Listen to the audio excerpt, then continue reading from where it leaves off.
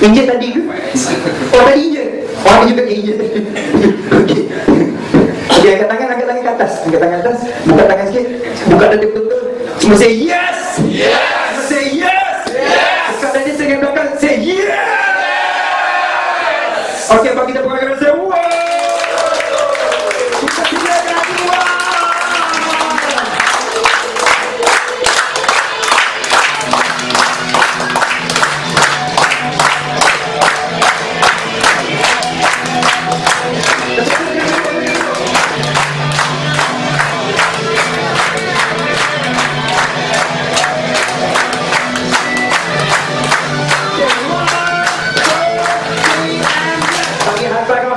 Saya tim member.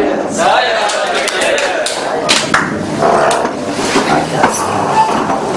Akhirnya begitu.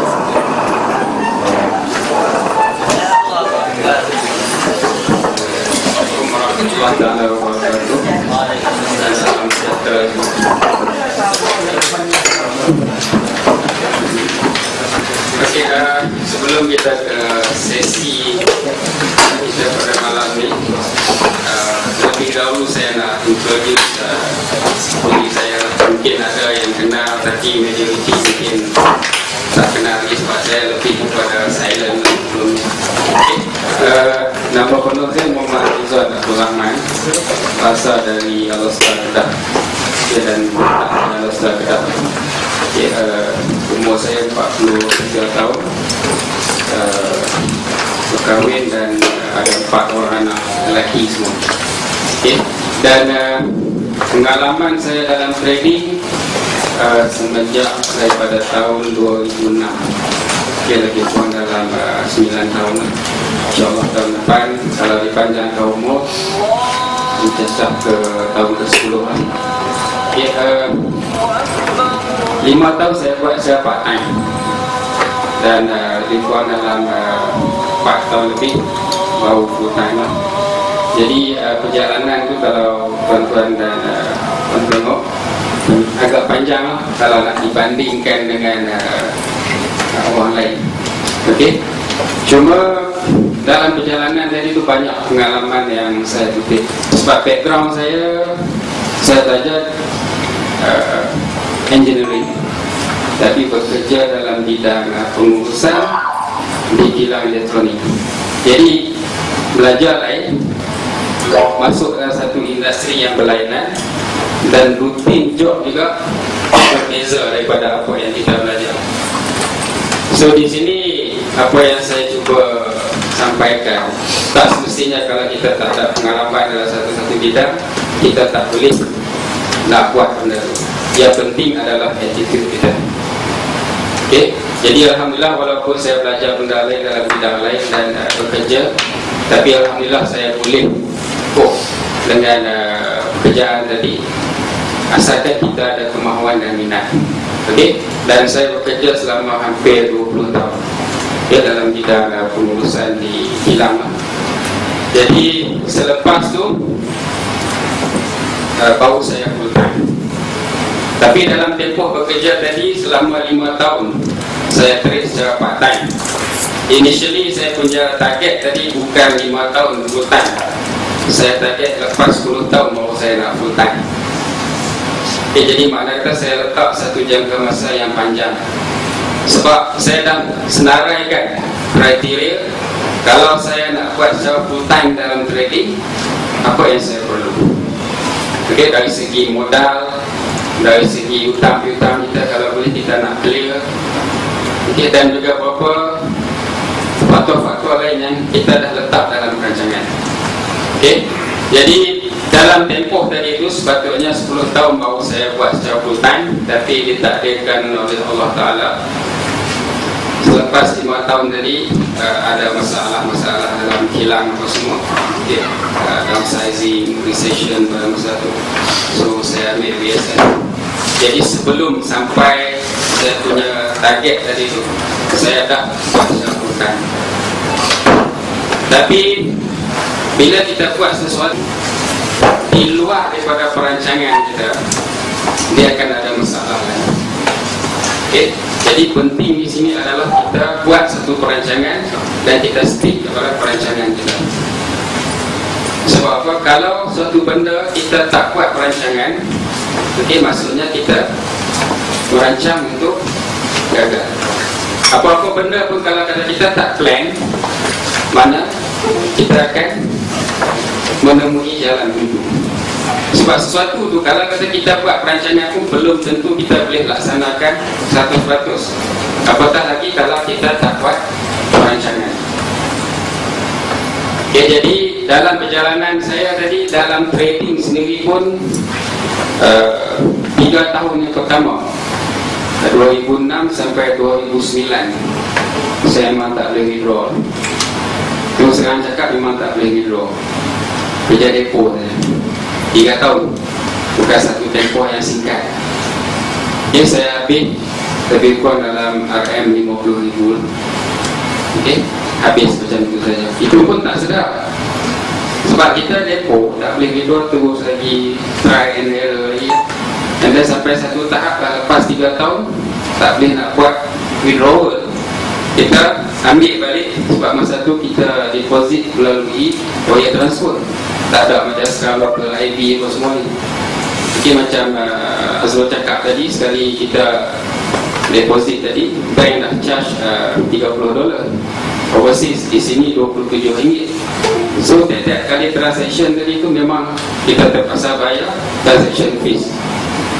So bila collect balik wire transfer punya slip tadi, okay, calculate balik dia keluar RM50,000. Saya terduduk sekejap. Sebab apa? Kita buat sebenarnya untuk apa? Untuk cari side income kan. Kebanyakan kita macam tu lah. Tapi jumlah tadi sebenarnya dah boleh digunakan untuk membayar mungkin hutang-hutang kita yang ada tadi, mungkin sebahagian kecil. So di situ saya decide saya kena stop sekejap. Maksudnya saya dah jumpa jalan buntu. So saya stop sekejap. Lebih kurang dalam 6 bulan saya buat benda lain. Memang saya uninstall terus MP4 daripada laptop. Buat benda lain, yang benda yang totally di luar daripada online, pergi ke offline. Saya buat bidang pertanian. So memang itu saya salah satu saya punya minat. So saya buat benda tu, tapi memang boleh mendapat hasil. Tapi bila kita compare balik, suatu petang lebih kurang dekat maghrib, saya duduk dalam kebun dah dapat hasil apa semua. Tapi hasil tadi masa tu harga jatuh. So kita terduduk dalam tu, fikir-fikir balik, korek juga yang mudah. Okay, sebab kita duduk dalam kebun tu guna tenaga kan, sepanjang kita buat kerja tadi tu. So korek juga yang mudah. So di situ saya revisit balik apa masalah saya tadi, dan saya tetapkan satu azam, saya perlu buat sesuatu yang berbeza supaya saya dapat capai apa yang saya nak sebelum. Sebab salah satu tujuan saya masih stay dalam bisnes ni, walaupun lepas 3 tahun saya tak boleh withdraw tadi, sebab saya tahu kalau kata saya boleh trade dengan konsisten, saya boleh dapat time freedom. Itu perkara yang paling saya nak. Okay, yang keduanya of course financial freedom. So ini motivasi saya yang paling besar. Okay, jadi bila saya start balik, saya tengok balik kat mana masalah saya, revisit balik dan buat sesuatu yang berbeza daripada sebelumnya lah. Dan Alhamdulillah, bila saya start balik tadi tu, dalam masa lebih kurang dalam 1,5 tahun, saya boleh cover balik kerugian saya yang 3 tahun lepas tu. Okay, dalam tempoh dalam 1,5 tahun. Okay, jadi Alhamdulillah dapat balik. Saya bermula pun dengan $1,000 balik. Itu pun pinjam dari kawan. Okay, sebab kita nak start balik, dan Alhamdulillah kita dapat. Okay, di samping dapat recover balik loss yang sebelum tu, sebab saya withdraw setengah, yang setengah lagi saya himpun dalam account untuk nak besarkan modal. Okay, Alhamdulillah boleh clear yang loss tadi, dan modal saya terkumpul lebih kurang dalam 300,000. Okey. Tapi masa tu tak berapa nak andai lagi. Compound di satu broker. Bila compound di satu broker, habis broker lagi. So bayangkanlah effort yang kita letak tadi itu untuk nak naikkan modal, tapi habis overnight. Habis disebabkan broker tadi hilang. Bukan saya seorang, tapi beberapa orang dalam kita punya grup. Jadi total lebih kurang dekat 1 million USD. So bayangkan, kita dah confirm, kita dah buat macam tu, tiba-tiba hilang. Bila nak start balik, mistake yang kami buat sebelum tu, semua yang kita withdraw tadi itu kita guna, tak ada simpan langsung untuk backup. Sebab kita ingat dalam broker tadi ada. Terpaksa sekali lagi pinjam dari kawan juga, start balik. Dan bila start balik tadi, alhamdulillah kita pilih proper brokerage, dan saya boleh grow balik account ke about 30,000 USD, 30,000. So di situ kita tengok, okay, alhamdulillah ada different. Tapi macam saya kata tadi, saya jadi full time trader sebelum masanya, sebab saya belum penuhi beberapa kriteria yang saya dah tetapkan untuk diri saya. So bila saya berhenti, dalam account tadi ada lebih kurang dalam 30,000 USD. Sepatutnya dah cukup banyak. Tapi bila kita jadi full time sebelum masanya, dia akan ada masalah-masalah lain. So maksudnya kita berharap pada income daripada trading tadi untuk generate profit. Dan daripada profit tadi kita nak guna untuk nak bayar komitmen bulanan kita, untuk bayar loan rumah, loan data dan juga expenses lain. So di situ rupanya dia create another problems. Baru saya realise masa trade, semasa saya sebagai part time tadi adalah lebih relax daripada saya trade sebagai full time trader. Sebab apa? Sebab tekanan tadi. Kalau tak trade, tak ada income. Jadi tak ada setup pun trade juga. Masa tu tak kena BBMA lagi. Jadi cerita tadi panjang sikit. Jadi saya cuba juga untuk nak trade. Saya cuba bukannya sekejap, cuba dan cuba lebih kurang dalam setahun. 30,000 down, bukan naik, down. Jadi tinggal dalam 7-8 ribu saja. Bayangkanlah, kita ada anak 4 orang sekolah kan, wife tak kerja, semua kita. Jadi tekanan tadi tu dia bagi result yang berbeza. Padahal kita guna teknik yang sama. Okay, dengan teknik yang sama dulu saya boleh naikkan account ke 30,000 sebelum tu. Tapi kenapa result dia berbeza? Sebab emosi. Hari ini banyak kita fail disebabkan oleh masalah emosi.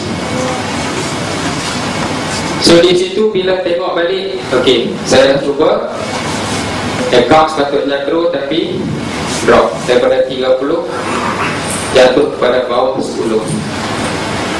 Okay, jadi saya dah tengok di situ, saya tahu apa yang saya buat ni result dia bukan positif. So masa tu barulah kita tengok balik dekat dalam Facebook. Sebab zaman tu baru Facebook pun bagi saya masih baru. Tengoklah, tengok ada beberapa SS dan kebetulan seorang kawan tunjuk dia punya SS, profit dia memang tinggi. Saya tanya macam mana saya nak belajar.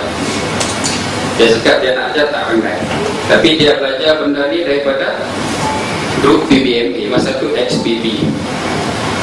Okay, jadi saya pun masuk join grup XPB tadi, tapi belum buat apa-apa lagi. Tengok dulu kan, sebab saya lebih suka tengok dulu.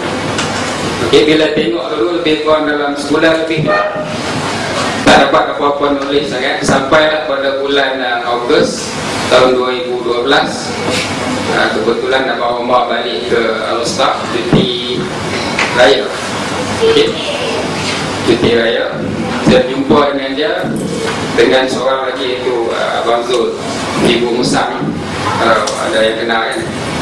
So di situ saya tengok cara dia, macam mana dia orang masuk pos dan buat profit. So di situ saya tahu, okey, ini adalah teknik yang aku nak pilih. Sebab sebelum tu saya pakai teknik yang saya develop sendiri, BBMA juga, tapi versi yang kita sendiri. So daripada situ saya ambil masa lebih kurang 3 bulan untuk nak memahami BBMA. Sebab tak ada kelas macam ni, cuma kita belajar dalam grup FB melalui SS daripada kawan-kawan tadi. Jadi bila tengok balik macam ni apa semua, okay, kita cuba buat dan kita hantar SS, minta bantuan daripada senior-senior tadi untuk confirm balik betul tak betul cara kita yang tadi apa semua. Dan Alhamdulillah daripada situ banyak saya belajar. Jadi dalam tempoh 3 bulan tadi, saya stop trading live. Saya stop trading live, saya berdemo. Bayangkanlah, income tak ada. Masa tu bulan 11, masuk bulan 12 baru saya start live balik lepas saya dah faham. Sebab apa? Ujung tahun kan, buka tahun baru, anak nak masuk sekolah. Banyak expenses yang kita perlu. Jadi bulan tu memang saya minta doa kepada Allah Ta'ala, minta dia murahkan rezeki. Dan Alhamdulillah bulan 12 tu juga saya dapat balik cover pendapatan yang saya hilang dalam tempoh 3 bulan sebelum tadi. Sebab kita dah dapat kefahaman. Sebab tu saya kata kita perlu korbankan sesuatu untuk kita dapatkan sesuatu. Jadi start daripada situ memang saya istiqamah. BBMA adalah teknik yang saya akan gunakan. Tapi tak ada contoh lagi. Okey, buat lagi. Tapi sampai satu ketika saya punya performance drop balik. Bila saya punya performance drop balik, mesti ada masalah lain kan. Padahal kita guna benda yang sama. So di situ study balik, kita tengok 2-3 benda. Rupanya ada lagi benda-benda faktor-faktor lain yang missing. Okey, bila missing ni kita nak kena isi balik lah. So di situlah kita kutip balik pengalaman-pengalaman yang lepas, kita gabungkan balik, kita revisit balik kenapa performance kita drop tadi. Jadi kalau siapa-siapa di sini yang ada di sini yang bekerja di kilang, ada tak? Ada. Okay, kalau duduk di production ataupun dalam engineering, kita ada sesi brainstorming kan, fishbone diagram untuk kita nak identify problem. So saya apply balik yang tu, sebab nak cari balik di mana masalah. Sebab kita kalau kita tak kena pasti masalah, kita tak boleh cari penyelesaiannya. Contohlah hari ini, tiba-tiba kita sakit perut, pergi farmasi minta ubat batuk, boleh sembuh tak sakit perut kita? Pergilah 7-8 farmasi pun, sakit perut kita tak akan sembuh kan? Sebab kita tak ambil ubat yang betul. Sama juga dalam trading, kita kena kenal pasti masalah kita dulu. Jadi bila kita dah kenal pasti masalah, baru kita boleh cari penyelesaiannya. Okey, jadi penyelesaian dia tadi, bila kita dah jumpa, insya-Allah kita cuma akan ikut balik apa yang perlu kita buat tadi, barulah kita akan dapat result. Di dalam perjalanan yang tadi itu banyak missing link yang saya jumpa. Banyak missing link. Sebab kalau kita memasak sekalipun, dia ada resipi dia kan. Okey, mesti kena ada bahan-bahan dia tadi. Tak payah banyak lah, dah bubur semua komplit pun terlupa bubur garam. Sedap masakan dia. Kurang garam lah, tahu pun langsung tak sedap kan.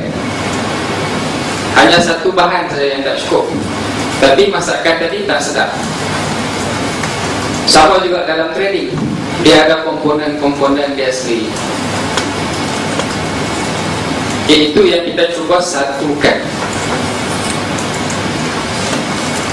Bila saya buat, saya cuba satukan balik yang mana yang tak cukup tadi itu. Tapi pada masa yang sama, saya dapati masalah emosi tadi tak boleh diatasi lagi. Sebab apa? Sebab saya terlalu berharap pada pendapatan daripada forex tadi untuk nak cover saya punya komitmen. Saya tahu ini bukan jalan penyelesaian tadi, tapi untuk saya nak berpatah balik, saya dah terlalu jauh dalam industri ini. So saya kena kreatif. Saya perlu buat sesuatu yang lebih untuk nak dapat result yang lebih baik. Kebetulan pada masa itu result saya pun dah lebih konsisten. Cuma dari segi modal yang terlalu kecil, sebab percentage gain saya tak tinggi, sebab saya lebih tumpukan kepada konsistensi. Sebab saya dah pernah buat dengan satu percentage yang tinggi, tapi untuk nak maintain dia agak susah. Saya dulu boleh dikatakan HFT, High Frequency Trader. Saya ambil 3 pip kan dulu. 3 pip je, bukan ambil banyak. Jadi kita pull trade tadi, memang kita boleh generate. Tapi bila sekali kena, kadang-kadang 3-4 minggu punya profit tadi sekali kena sapu habis. So di sini makna saya perlu konsistensi, bukan saya perlu satu peningkatan yang mendadak. So saya trade diri saya ke arah tu. Jadi bila kita tengok berapa percentage gain yang kecil, kita perlu capital yang besar kan. Kalau setakat 1000, kita buat profit 10%, sebulan kita dapat berapa? 100. Kali dengan 3.8, kita dapat lebih kurang 380. Masa tu tak sampai, lebih kurang dalam 3.4, 3.5 macam tu. Memang tak cukup lah sebagai full time trader tu lah. Siapa di sini yang menghadapi masalah yang sama? Satu soalan saya cuba. Kalau ada 1000 modal, boleh tak sebulan boleh buat $100 hari ini? Boleh buat tak? Sebulan $100? Boleh buat kan? 200?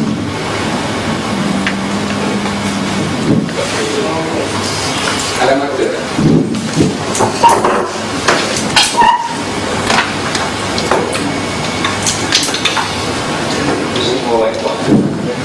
kemana tu?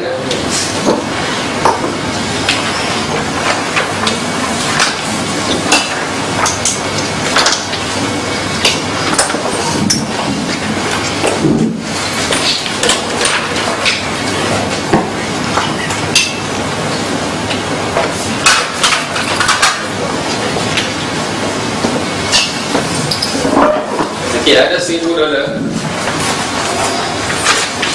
Kalau buat 10%, 100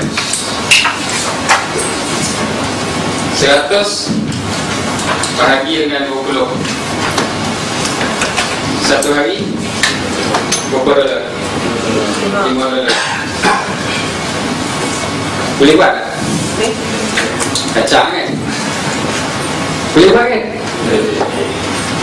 Confident tak boleh buat? Confident. Tapi kenapa kita tak boleh maintain? Sebab tak cukup kan? Untuk cover expenses kita, apatah lagi untuk nak grow kita punya account. Tapi bila saya tanya siapa-siapa pun, tiga ni memang mudah. Kalau 100 nak buat 10%, mana sebulan? 10 dolar kan? Sebulan tau. Kalau bahagi dengan 20 hari, sehari boleh buat tak? Boleh sangat-sangat kan? Kenapa kita tak duplicate balik sistem tu untuk amount yang lebih besar?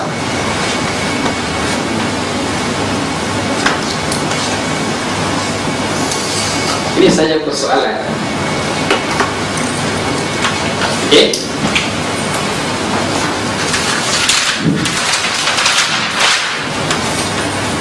Kalau ada 10,000, so kita boleh buat dalam 1,000 sebulan. Okey. Kalau current rate, so kita akan dapat dalam sekolah. Jadi something lah. Sebab kalau tengok balik kebanyakan mungkin gaji dalam range ni, pendapatan kita daripada penggajian ataupun sumber-sumber lain lah. 10% yang sama tak? Sama kan? So kalau bahagi dengan 20 hari, berapa sehari kita kena buat? 50 dolar kan? Persentage sama betul tak? Kalau ada 100,000 satu hari, lebih kurang dalam 500. Persentage sama kan? Tapi emosi tak sama. Betul tak? Kita buka lot 10 sen dengan lot 1 dolar dengan lot 10 dolar, memang tak sama. So saya tahu dengan 10 sen sebulan memang tak cukup untuk saya. Tapi saya terpaksa korbankan sesuatu untuk sesuatu. Sebab saya punya ultimate goal adalah konsistensi. So alhamdulillah, Allah Ta'ala bagi rezeki dengan cara lain. Tapi setelah saya konsisten tadi, kebetulan pada tahun 2013,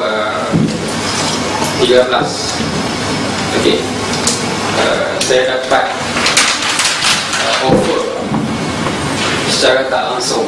Sebenarnya bukan saya yang dicari, tapi orang lain. Lebih kurang dalam Malaysia, lebih kurang dalam beberapa belas orang lah yang dapat offer ni untuk percubaan. Okay, saya tidak tuju. Sebab apa? Bila ejen ni pergi ke All Star, dia nak jumpa dengan orang lain, tapi orang tadi tak ada. So yang datang dengan dia tadi adalah seseorang yang selalu chatting dengan saya dalam Facebook. Jadi dia ajak minum lah, dah tak jumpa dengan orang kenaan, ajak minum. Di dalam discussion tadi tu, dia orang cakap dia orang nak trader yang boleh perform konsisten 5% pun tak apa sebulan. 5% pun cukup. Dan saya kata ini satu peluang yang bagus kan. Saya kata okay, saya boleh try. So saya try untuk satu akaun yang jumlah dia agak kecil lah. Okay, 4 digit tapi agak kecil. Dan alhamdulillah saya boleh perform. Okay, 3 bulan yang pertama, sebab saya masih target 10% sebulan. So dalam 3 bulan yang pertama, saya boleh maintain 300 dolar.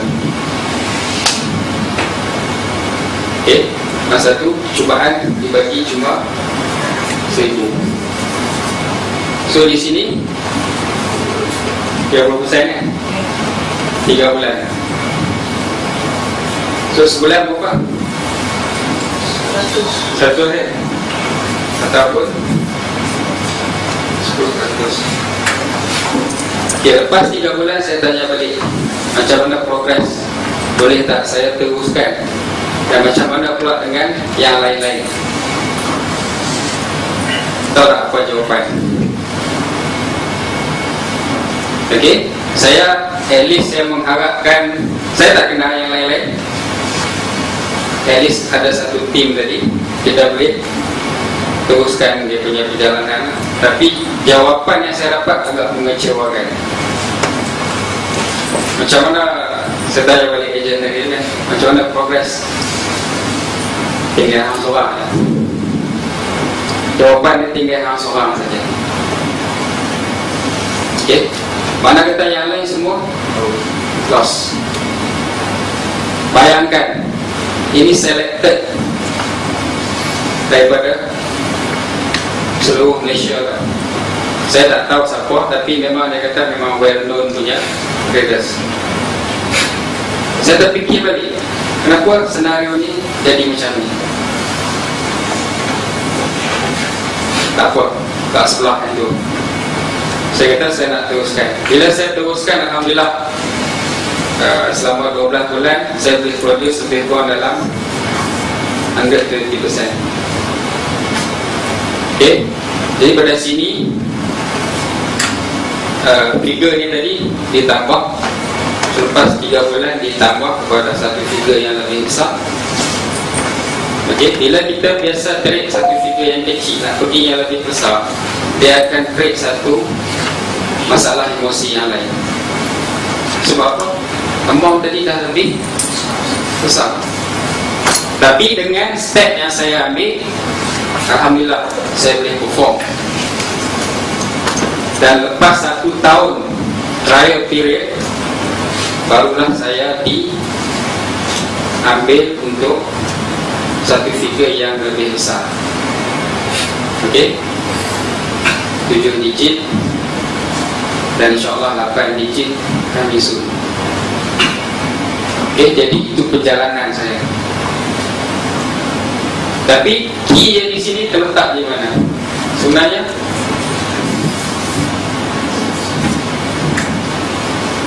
banyak percentage yang tinggi. Sebab yang ni, bila tanya beli semua orang boleh buat 10%. Tapi kita nak lebih kan? Sebab kita rasa tak cukup.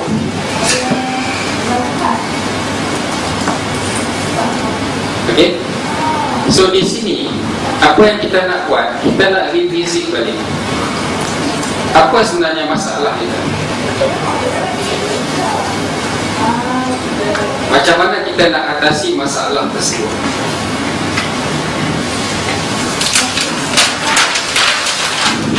So boleh senaraikan tak apa masalah yang tuan-tuan dan puan hadapi? Kita nak cuba brainstorm. Sebab saya punya special skill dalam masa saya bekerja dulu lebih kurang 19 tahun, hampir 20 tahun, identify problem, lepas tu cari solution. Benda yang sama saya apply balik dalam trading pada hari ini. So di sini kita nak tengok apa masalah tiap-tiap individu tadi. Kita buat satu brainstorming. Kita tengok apa masalah dan macam mana penyelesaiannya. Sebab bagi saya, sebenarnya semua trader boleh perform. Guna teknik apa sekalipun, insyaAllah kalau kita menjiwai teknik tersebut, kita boleh perform bukan setakat 10%, even lebih baik daripada 10%. Tapi dia kena ada sistem. Okey? Apa masalah yang kita hadapi hari ini? Just brainstorm. Ya? Tamak. Kurang sabar. 2. Tak sabar. Takut. 3. Takut.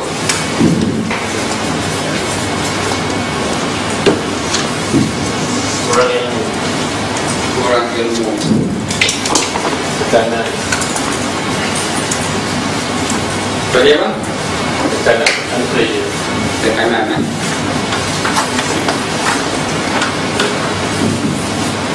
Masa. Masa. Masa macam mana tu? Perasaan kerja. Okey, jadi tak sesuai lah. Ada lagi tak? Ada disiplin. Disiplin.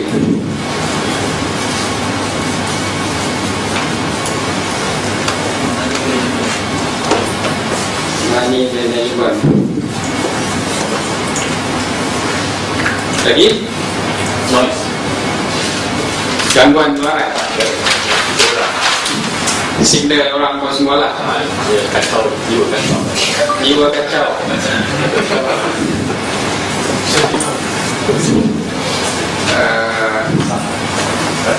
Dan tak gangguan lah. Bukan tu kan.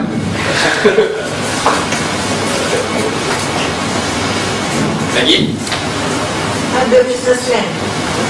Kita tak ada business plan. Tak ada business plan.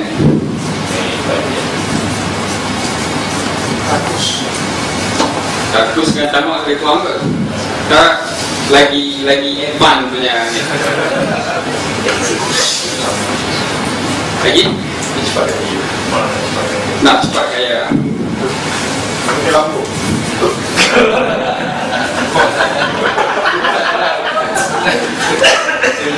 Lagi? Overconfident.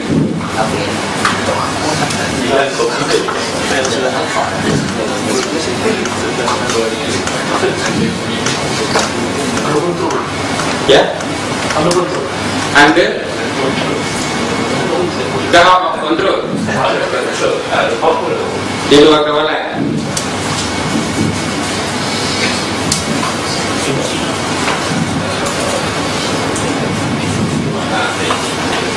Kehendak. Mistake. Silly mistake. Mistake yang mudah lah.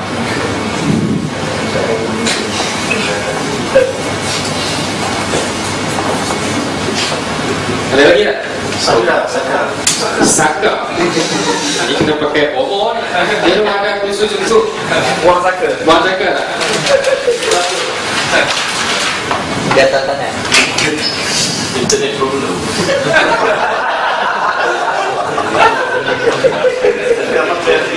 Saka betul kan?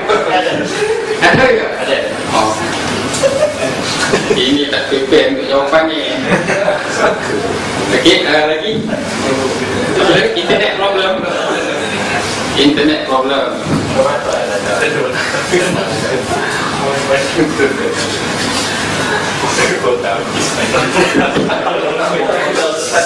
Ya, modal yang kecil lah. Tak disiplin dengan cut loss. Cut loss kan? So risk management lah.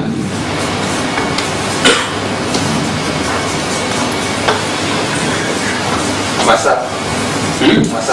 Masak. Time kan? Dah ada tadi. Dia ada mentor. Dia ada mentor. Betul tak?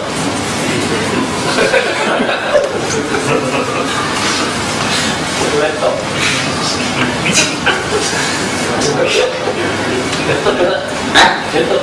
Laptop tak ada. Laptop. Dia fokus. Dia fokus.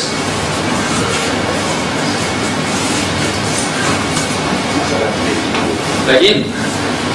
Dia matlamat. Apa ni? Dia ada matlamat. Serius.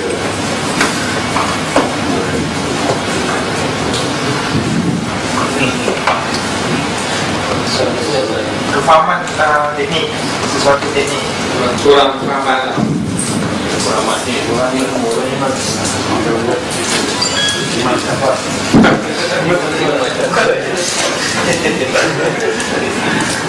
Ada lagi? Kehendak yang tinggi. Kehendak yang tinggi. Macam dia nak memiliki sesuatu barang tu, dia tak masa trip sebulan boleh dapat. Kalau dia high tu lah.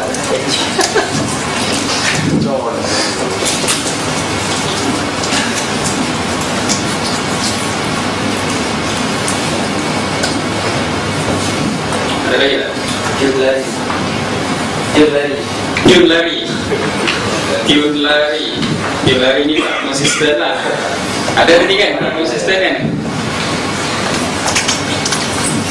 Malas buat backtest. Malas buat backtest. Dia latihan, malas latihan. Tiada lah. Dia latihan. Dapat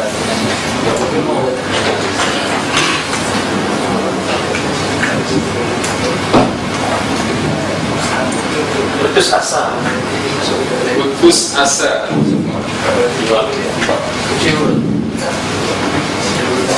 Putus cinta.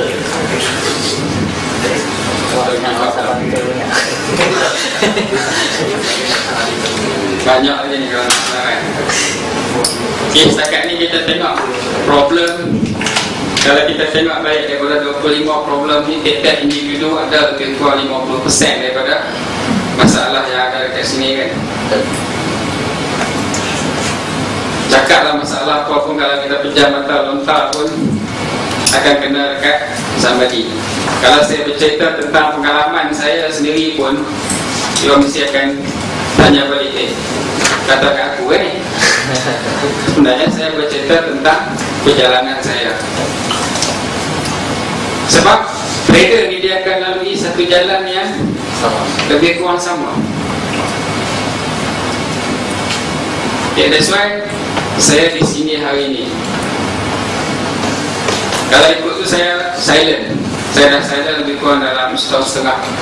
Sebab saya ada benda, saya ada misi yang saya perlu laksanakan. Cuma pada awal tahun ni, masa Abang Umar buat road tour dengan Jiro, kebetulan bulan Januari dia orang sampai di Alostar. Saya pun sebab Abang Umar sampai di mana kalau tiap kali dia sampai saya akan pergi. Saya datang sebagai peserta untuk nak join review. Tapi di situ tiba-tiba saya tengah masuk pos di belakang lah, kan sambil review tadi. Jiro Ena suruh saya sharing. Saya tak prepare. Cuma saya pergi, saya bagi saya punya sharing. So bila saya sharing, lepas tu kami duduk berbincang. Dia cakap, why not gunakan dia punya experience untuk diajar kepada kawan-kawan yang lain. Sebenarnya saya dah cuba sebelum tu, tapi dia punya kesan kurang. Tapi bila saya tengok balik, Jero ada satu perancangan dengan Abang Umar yang mana mungkin saya boleh slot in.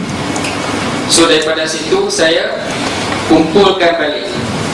Saya kumpulkan balik semua saya punya nota-nota dan apa saja data yang berkenaan, dan saya cuba modulkan dia. Saya cuba modulkan dia dalam satu bentuk yang lebih mudah. Tapi kita kena faham, sebab kebanyakan trader ni bila dia masuk satu-satu kursus, perkara yang paling diberi tumpuan adalah entry. Macam mana nak entry, itulah. Tapi bila bercakap tentang pengurusan, mungkin kita agak blur. So sebelum saya nak teruskan sesi kita, sebab kita akan bersama lebih kurang dalam 1 hari setengah. Tadi Abang Umar dah bagi full detail tentang teknik web. Sesi saya sebenarnya untuk nak aplikasi teknik tadi. Okey, jadi kita akan bersama lebih kurang dalam 1 hari setengah untuk nak go step by step. So adalah penting untuk kita nak tengok, nak bagi perhatian.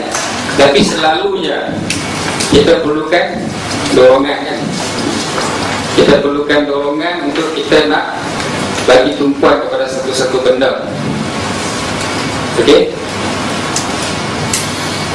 Mungkin ini adalah missing link yang ada dalam diri kita sekarang. Salah satu daripada 25, ataupun mungkin setengah daripada 25, dan mungkin ada lebih banyak lagi. Okey, solution tu mungkin ada dalam step-step yang kita akan go through daripada malam ni sampai besok. Kita akan pergi ke setiap satu langkah tadi secara detail, secara terperinci. Okay, sebab benda ni memang kita tak ajar di tempat-tempat lain. Cuma dalam package premium saja yang kita sentuh. Memang dekat wall FB saya ada bagi tip-tip yang berkenaan. Okay, tapi bila baca tadi ni, apa yang masuk tadi mungkin sikit. Tapi di sini kita berpeluang untuk tanya.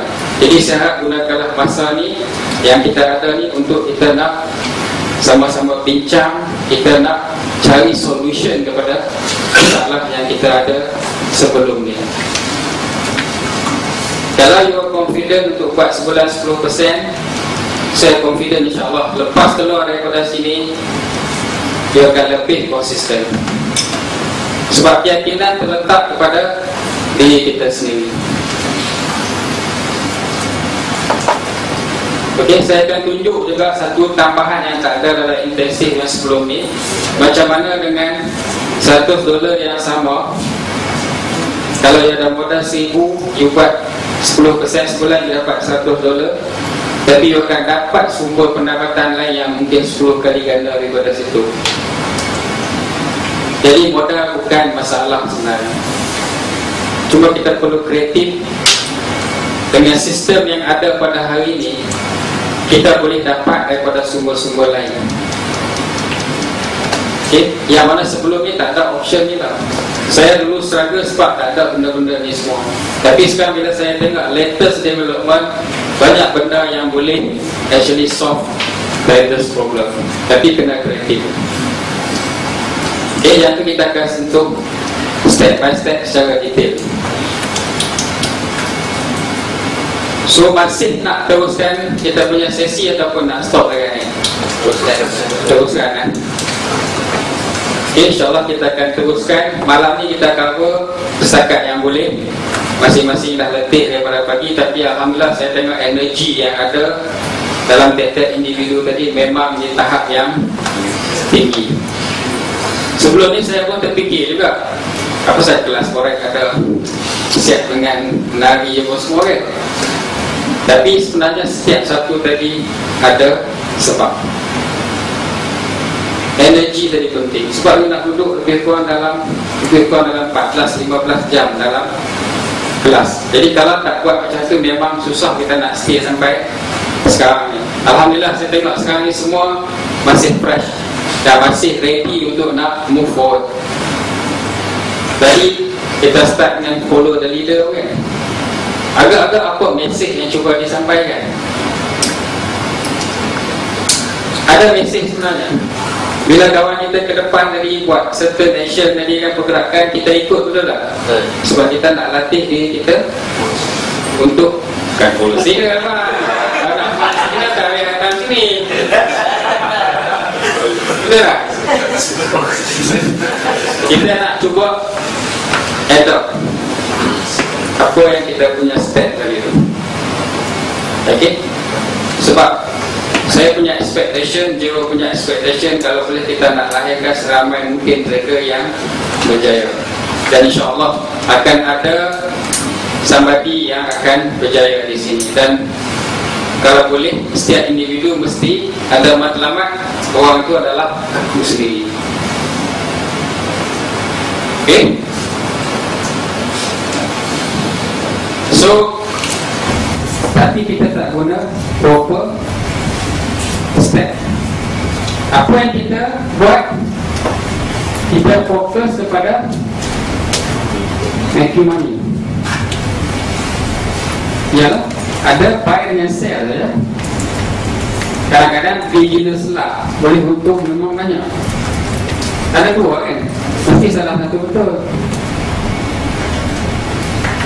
So bila kita fokus on making money first, apa jadi? Kita akan start in the middle of nowhere. Sebab sepatutnya peringkat permulaan kita belajar untuk trade, dan kita belajar untuk trade lebih baik. Sebab apa? Duit akan datang kemudian.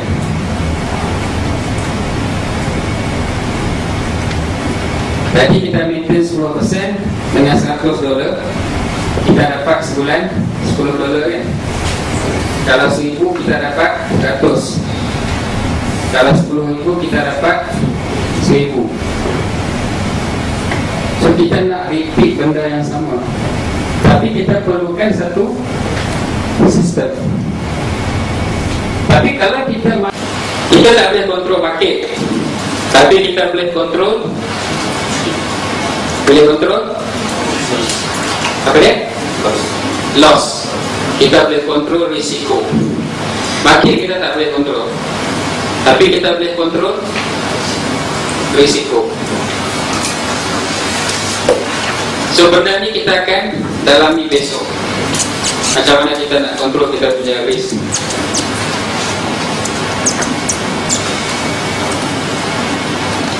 Tadi Abang Umar dah tunjuk teknik kan, berapa entry yang ada dalam BBMA, berapa jenis entry yang ada dalam BBMA.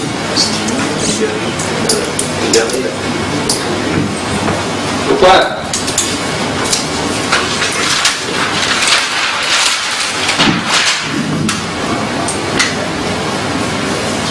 Entry yang pertama extreme. Ciri-ciri dia ingat tak? Ingat kan? Yang kedua MHB. Yang ketiga entry. Yang keempat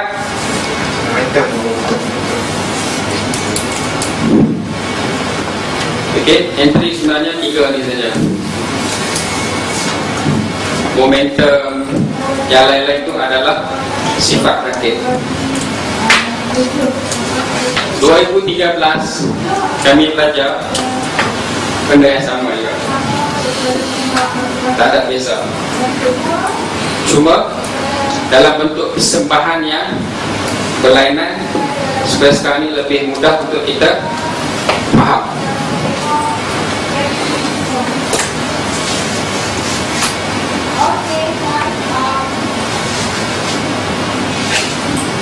So benda-benda ni semua kita pernah dengar. Trading plan, trading system, time management, risk management, trade management, disiplin, emosi, projection planning. Okay, semua ni ada disebut dalam masalah-masalah yang kita senaraikan tadi. Betul tak? Sebahagiannya ada di sini. Okey, management in trading saya panggil yang ni, sebab mungkin kita missing sebahagian daripada part-part. Jadi inilah yang kita nak sentuh perjalanan kita malam ni sampai besok dan juga lusa ke live trade. Okay, ini yang kita nak sentuh step by step. Kalau tak faham, tolong tanya. Sebab tujuan itu kita ada di sini hari ini. Tujuan kita di sini, kita nak cari apa? The missing link. Sebab saya percaya setiap individu capable untuk trade. Kalau nak buat 10% sebulan, insyaAllah juga boleh buat. Cuma kita fail untuk kita nak linkkan keseluruhan sistem tadi.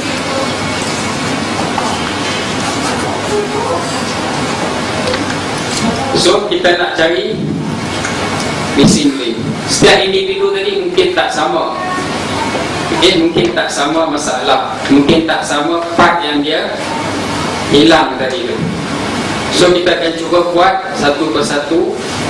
Okay, masing-masing cuba senaraikan apa yang kita tak buat sebelum ni.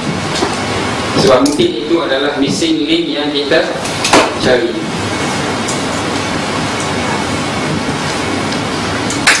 Okay, tapi saya minta kosongkan kita punya minda. Maksudnya kita kena betul-betul free daripada berfikir tentang teknik, Apatah lagi kalau nak fikir tentang teknik yang lain daripada BBMA. Bukan nak suruh buang teknik lain yang kita dah belajar sebelum ni, tak. Kalau hari ni kita datang untuk belajar BBMA intensif, okey, kita ambil BBMA itu dulu. Tapi untuk malam ni dan besok, okey, lupakan seketika tentang teknik.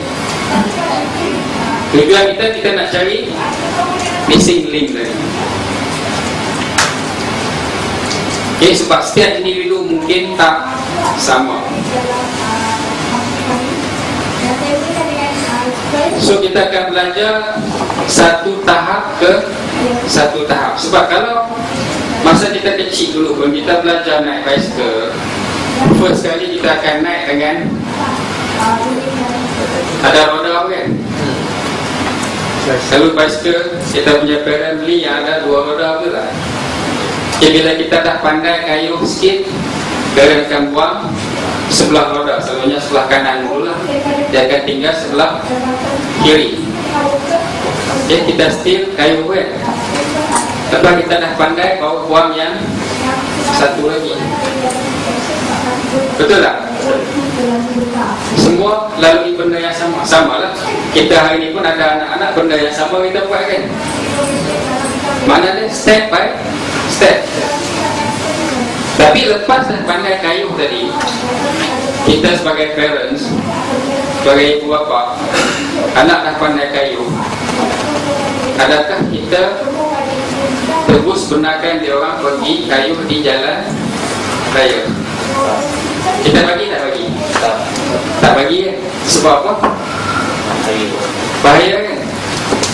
Kita sebagai parent kita tak bagi, betul tak? Kita kecil-kecil dulu pun sama juga. Maknanya kita kayuh cuma di halaman rumah. Kalau dah pandai sikit mungkin di padang permainan. Tapi kenapa dalam training, sebelum kita betul-betul mahir, kita dah train live count? Kenapa sebelum kita betul-betul mahir, kita train live account dengan lot yang besar?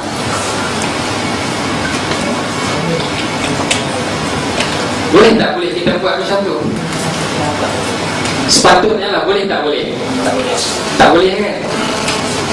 Sebab imagine tadi lah, anak kita baru pandai bawa bicycle, nak terus bagi bawa kat jalan raya, tak boleh. So sama juga dalam trading, kita kena buat step by step. Okay, step by step tu kita akan tunjuk. Sama lah hari ni, masa kita mula-mula belajar bawa kereta dulu. Okay, mesti kita belajar bawa kereta tu macam mana keadaan dia lah. Takut. Ya? Takut. Lepas tu kalau kita nak start, lepas start engine, nak free gear kan, ataupun nak masuk gear, apa kita buat? Tengok kan, nak cari gear satu kat mana, dua kat mana. Lepas tu kaki nak tekan clutch kan. Sebab selalunya kita mula dengan manual dulu lah masa kita belajar. So kita nak tekan clutch pun kita fikir, oh clutch, tangan kita nak masuk gear tadi. So benda-benda ni semua perlukan koordinasi kan. Tangan nak kena pegang steering. Betul tak? Betul. Tapi masa tu nak buat satu-satu tu kita akan tengok, betul tak? Betul. Terpaksa tengok. Tapi lama kelamaan kita bawa kereta, kita fikir lagi lah, nak tukar gear automatik, kaki akan pijak clutch dulu kan. Betul. Tangan pun kalau dekat awal bawa kereta, tangan memang pegang steering dua-dua lagi lah. Betul tak? Tangan gerak tentu bawa kereta kan? Tapi lama kelamaan sebelah tangan kan, sambil dengar radio. Dan dalam perjalanan tadi pun kita boleh berfikir tentang benda lain. Tapi kita tetap drive. Sebab apa? Sebab koordinasi tadi dah ada. Lepas kita drive tadi tak perlu lama lah. Kadang-kadang 3-4 bulan kita dah dapat koordinasi tadi kan. Sebab apa, hari-hari kita buat benda yang sama. Hari ni pun ada tak siapa yang keluar daripada rumah tak pakai kasut? Ada tak? Buka pintu tu pakai kasut kan? Slipper at least. Tak perlu fikir pun. Sebab daripada awal kita dah dilatih macam tu. So dalam trading, macam mana kita nak program diri kita ke tahap tersebut? Itu yang kita nak cari. Tapi benda ni tak boleh buat overnight. Okay, dia ada step by step.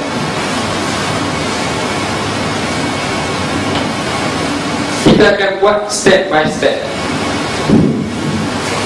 First kali paling penting yang saya cakap tadi, attitude. Right mental attitude.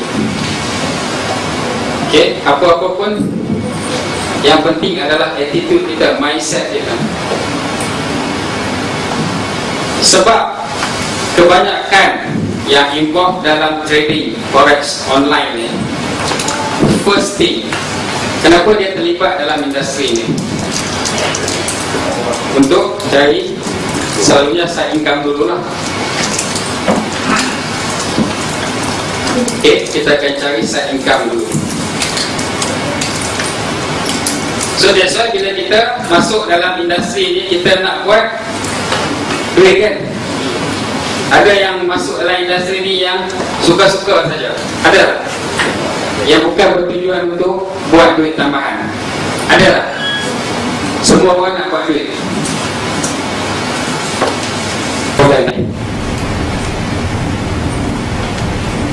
Okay, kita tumpukan kepada apa yang kita nak buat. Kalau rasa hari itu kita tak boleh buat sebab ada gangguan-gangguan luar, jangan trade. Tapi perlukan kekuatan dalaman, disiplin tadi.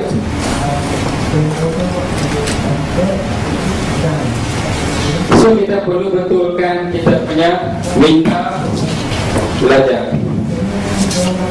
Ini tolong, minta tolong betulkan yang ni dulu. Betulkan yang ni dulu. Tapi pada tahap ni yang kita nak adalah kita nak dapatkan kefahaman, kita nak dapatkan keyakinan, kita nak dapatkan kesabaran. Bukan kita nak cari USD lagi.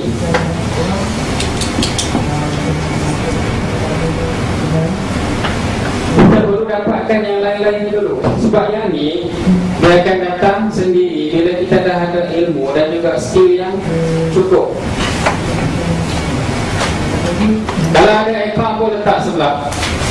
Jangan trade tanpa latihan dan juga kefahaman. Boleh tak boleh buat? Bukan saya tak bagi trade, tapi sayangilah duit anda. Boleh tak boleh? Sebab ada cara dia. Sebab hari ni kalau ada banyak, kalau orang terlibat dalam forex ni, kalau dia ada banyak, banyaklah dia habis dulu. Kalau dia ada sikit, sikitlah dia habis. Fokus kepada nak buat duit, nak tekan lot besar-besar untuk dapatkan duit, dapatkan USD tanpa satu set skill yang cukup. At the end kita akan mengalami kerugian. Ada tak siapa-siapa di sini yang buat profit minggu pertama, minggu kedua, minggu ketiga, lepas tu minggu keempat habis semua? Ada tak? Biasa kan?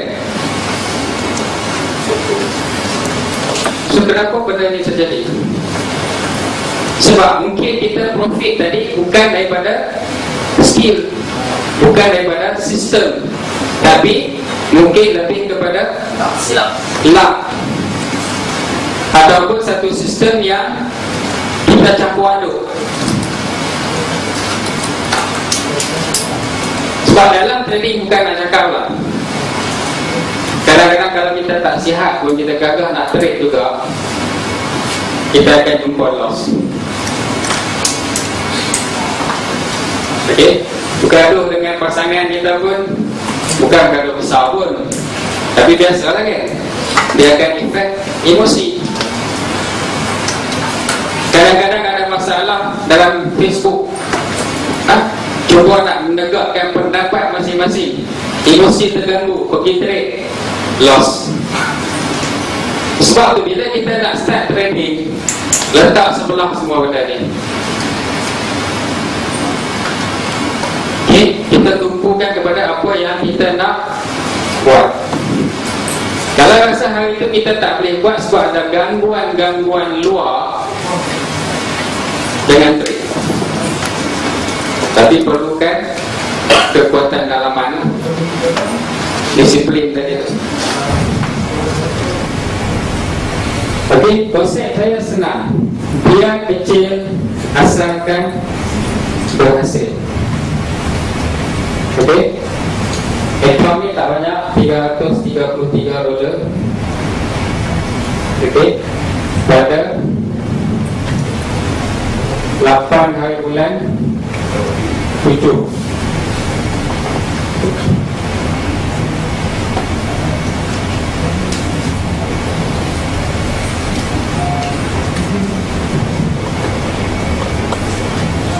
Okay. Profit lebih kurang dalam $30, 9.2%. Jadi average lebih kurang dalam tak sampai 1% pun per day. Cukup tak cukup? Memang tak cukup kan?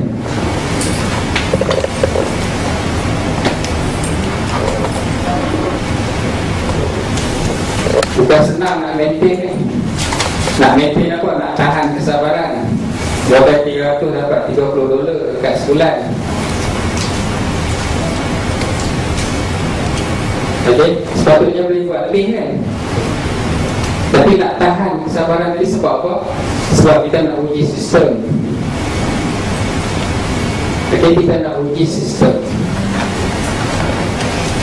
Sistem tadi termasuklah dengan teknik, dengan gabungan-gabungan tadi. Bukan dia saya dah buat sebelum ni, tapi saya nak try dengan figure yang lebih kecil. Dan in fact last week tu saya buka dengan $10. Nak tengok boleh tak saya grow account yang lebih kecil. Sebab ada seorang sahabat saya di SP, $2 jadi 28,000. Dia apply sistem. Tapi masalah dia ada masalah lain pula. Saya tak boleh grow $2 jadi macam tu punya figure. Memang saya tak boleh. Sebab mungkin ada different dari segi personality. Okay, so tengok di sini 333 profit dalam $30. Lebih kurang dalam 9.2% sahaja. Tapi bila closing this week, kita masih lagi maintain lebih kurang dalam percentage yang sama selepas 1 minggu kemudian. Account yang sama. Actually duit ni pun bukan duit modal pun, duit untung. Kita nak try kan. So kita boleh dapat dalam lebih kurang 12%. So insyaAllah another week, minggu depan, okay, kita nak tengok boleh tak capai dalam 20%. Sebab kita nak uji sistem. Kita nak tengok grafnya macam berterusan.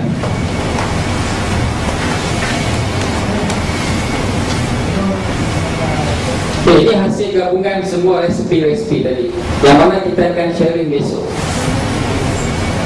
Okay, cuma saya nak tunjuk dia punya hasil. So lepas 2 minggu, 3 minggu, kita masih lagi maintain. Okay, tengah account 300 lebih.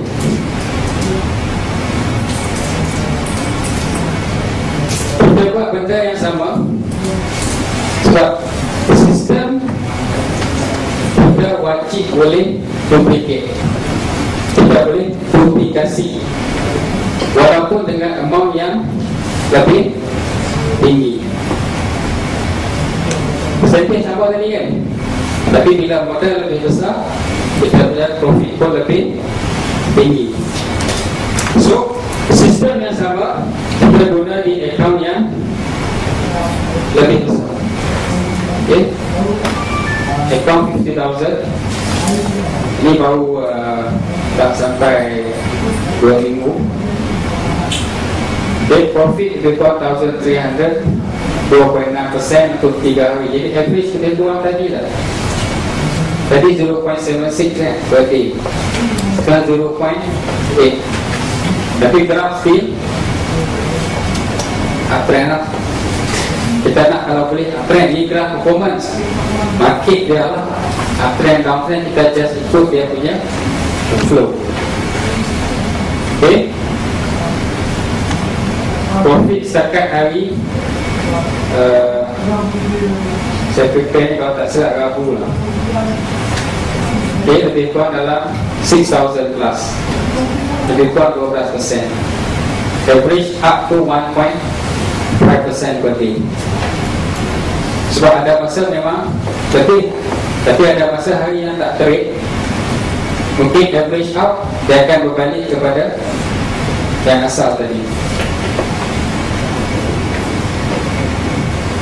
Jadi about 1.5%. Drawdown pun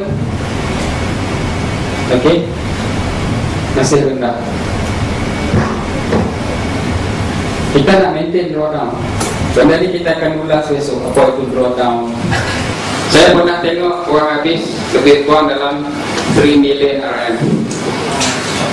Bayangkan, itu orang yang ada duit. Kita kalau ada banyak tu, mungkin kita pun trade, relax. Dah tak trade dah, bubuk HP duduk diam kan.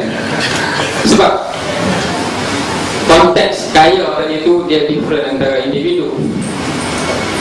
Tapi sampai tahap tu lah. Jadi modal dalam trading ni sebenarnya bukan ukuran. Kalau skill ataupun ilmu tak ada, adalah duit banyak mana pun akan habis. Tapi kalau ada sikit, tapi ilmu dia tadi cukup, insyaAllah dia boleh grow. Contoh Nizam yang tadi kan. Okay, kita ada dia step by step. Bagi dia grow account yang kecil dulu. Tiap-tiap minggu dia boleh withdraw daripada $5, 7 minggu boleh withdraw 100. Buat benda tu berulang. Bila dah boleh maintain konsistensi tadi, baru trade account yang lebih besar. Okay, hasilnya macam semalam dan hari Jumaat dia close lebih kurang dalam 2,000 profit. Sehari sebelum tu 1.8 kalau tak silap saya. Saya pun bila dia dah boleh pergi, saya dah lepas dah, saya tak pernah follow up. Dan kita tak nak interfere lagi dah. Sebab kita cuma nak bagi guidance pada peringkat awal. So bila dah ada ilmu tadi, dia dah boleh buat. Semua dekat sini pun ada capability untuk buat benda ni. Benda ni bukan mustahil. Kita nak maintain kita punya konsistensi. Walaupun tadi amountnya berbeza. Saya boleh trade account yang 2 digit dan atau puluh-puluh dolar. Saya boleh trade account yang lebih besar sebab saya apply sistem yang sama. Tapi sebelum sampai ke tahap ni memang susah. Banyak step yang kita kena lalui. Okay? Tapi apply sistem yang sama. $300 dengan 50,000 jauh beza kan dari segi deposit kan. Tapi kita apply sistem yang sama, kita dapat result yang hampir sama.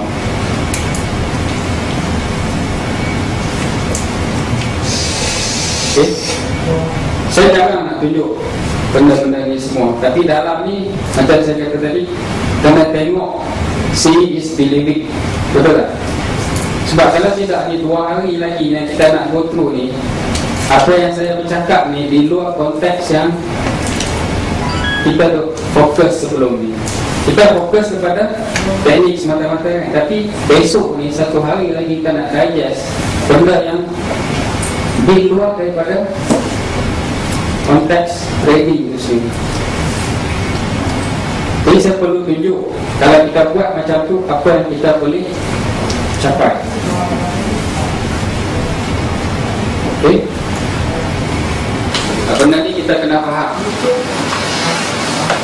Teknik kita dah faham tadi. Siapa dekat sini yang memang dah PBMA sebelum ni? Yang dah faham PBMA? Berapa orang kat sini yang dah faham PBMA? Sebelum datang ke sini hari ni, yang dah tengok VCD apa semua tu, ada tak? Tolong sebab kita nak tengok berapa orang yang betul-betul fresh. Yang lain memang fresh, tak faham langsung lagi PBMA ni, baru nak mendalami. Okay? So di sini kita tengok. So tengok dulu video ni, cuba hayati apa message yang cuba disampaikan.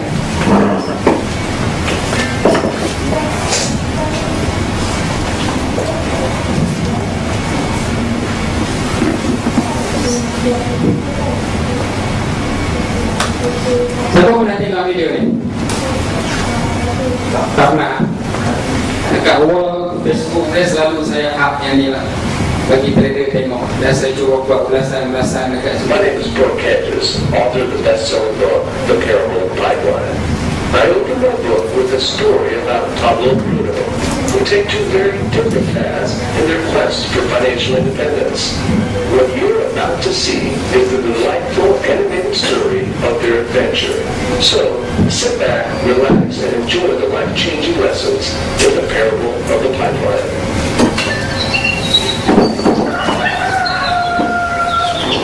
Far away, in a small village, near a beautiful land, lived two friends, Pablo and Bruno. They were both young and dreamed of a better life for themselves. They often discussed their dreams about how they would become the most successful men in the village. They weren't afraid of hard work, and they searched for opportunities to help realize their goals and achieve their dreams.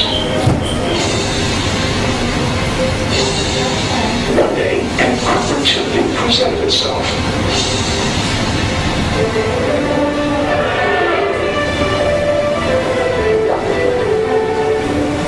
The mayor of the village decided to hire two people to bring water from the spring up on the mountain, across the mountain, back down to the village.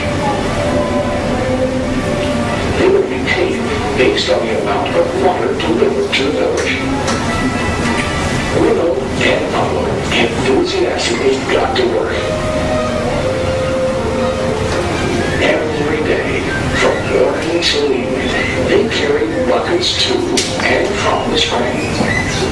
They worked hard, carrying water to the village. In the evening, they returned home with their day's wages.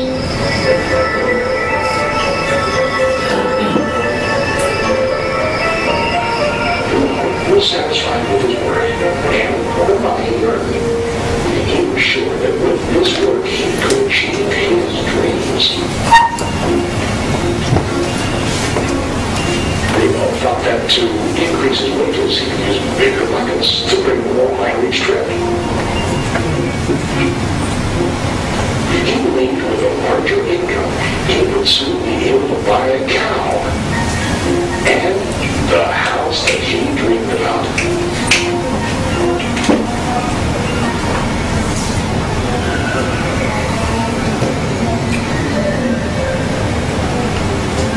Now Pablo was not satisfied. At the end of the day, his back and hands ached and he was exhausted. He was looking for an easier way to earn more.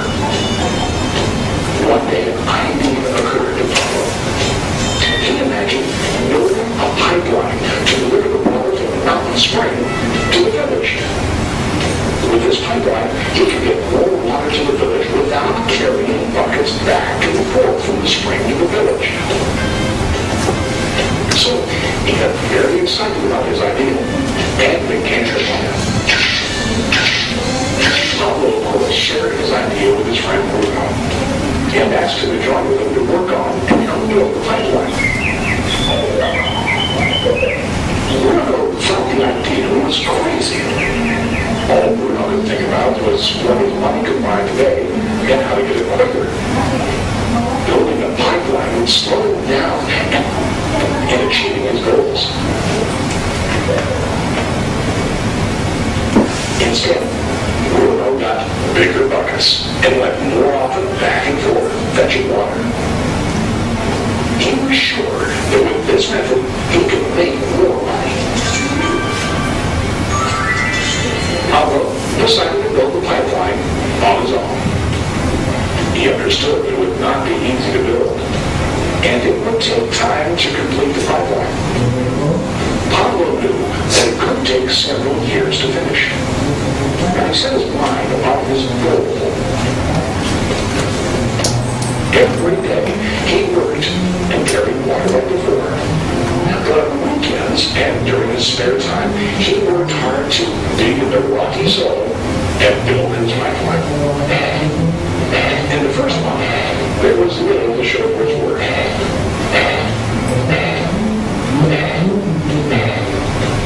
Bruno and the villagers laughed and teased him. They called him Pablo the Pipeline.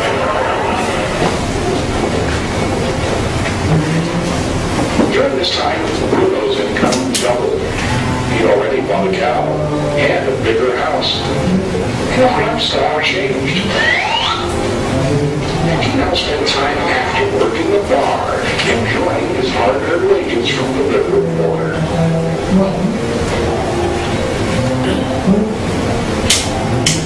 What Bruno didn't realize was that his body was starting to stoop for carrying heavy buckets every day.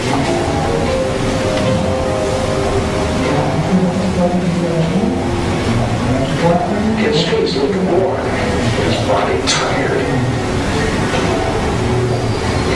So he began to carry less and less water due to the wear and tear on his body.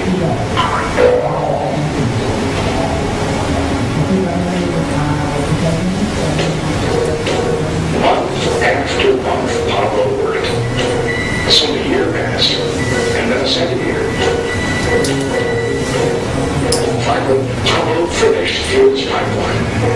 He now used his pipeline to deliver water to the village instead of carrying buckets. Pablo was now earning more money than ever before. The water continued flowing to the village while Pablo wasn't working. While he slept and ate, the water flowed. Pablo was happy and proud of his insight, persistence, and hard work. Now his income flowed as long as the water flowed through his pipeline.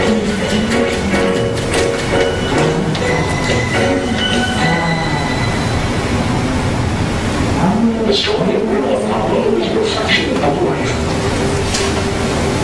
The job symbolizes what most people do, work money. Bruno gets his money using buckets. He goes back and forth, carrying his buckets from the spring to the village in exchange for money. To increase his income, he either has to go more frequently to the spring or to use larger buckets. It's common in real life to increase our income by working harder. For example, working overtime or getting a second job. We also increase the size of our buckets by accepting a higher paying position, which often includes spending more time on the job. Most of us exchange time for money like Bruno. We know that every person has only 24 hours in a day, if it's not possible to use all our time to work. The most difficult time comes when we can no longer exchange time for money due to age, health, or other reasons. Then, our income stops. Now let's review what Pablo did. Very wisely, Pablo did not exchange all of his time for limited income, but he used some of his time to build a pipeline. He knew that the pipeline would bring ongoing income as long as the water flowed. An ongoing income that multiplied the time he worked each day. Pablo that someday, maybe because of age or health, he would no longer be able to exchange his available time for money. Pablo knew that if he could make his idea of a pipeline work, then he only has to do the hard work of building the pipeline. After the pipeline is completed, Pablo is able to upload and maintain the flow of water to ensure that his income will continue. Pablo has shown us that to earn an income, we don't always have to directly exchange time for money. There really are better ways. How about you? Are you still like Bruno, who directly exchanges time for money? Or are you living like Pablo, building and maintaining a pipeline for ongoing income? If you are interested in the idea of building your own pipeline, contact the person who runs you this presentation. You can start building your pipeline today. So, nak jadi Pablo ke Bruno? Saya escaping tak boleh escaping kan? Saya tak boleh cakap macam tu sebab personality tak sama. Saya dulu daripada scalper, boleh kata scalper tegak lah. Kalau 3 pip ambil kan, scalper tegak. Hari ni saya tak boleh nak scalping lah. Sebab saya cuba mold diri saya ke satu keadaan yang mana saya boleh trade dengan keadaan yang lebih relax. Okay. Supaya boleh trade dengan keadaan yang lebih tenang dan lebih santai. Sebab trading ni ada banyak. Okay. Satu, scalper kan. Ada beberapa jenis trader sebenarnya.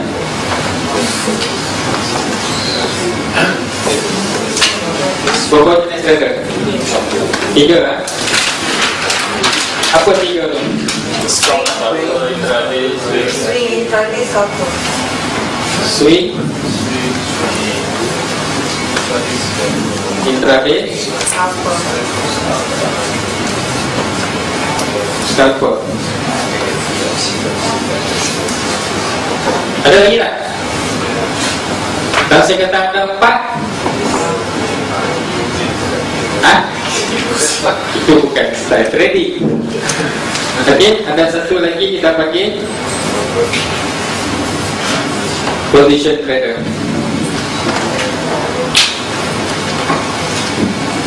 Kita duduk dalam kategori mana? Ini kita kena decide.